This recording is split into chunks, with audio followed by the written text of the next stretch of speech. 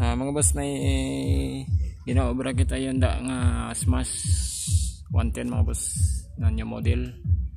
Diaphragm type na to mga boss. Kalipit sa uno yan da mga boss na January mga boss. Ay ito ang nangyari sa motor niya, hindi na makick mga boss. Hinanap ko mula sa cylinder head, kala ko barbula mga boss or piston. Saka binuksan ko dito kanina sa sa may magneto niya. Huli ko na napansin ito mga boss. Ayan o, yung starter gear mga boss. Ako makapit dyan sa may gear sa itaas para sa starter niya.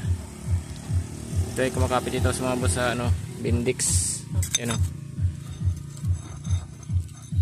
stock up lang yung mga boss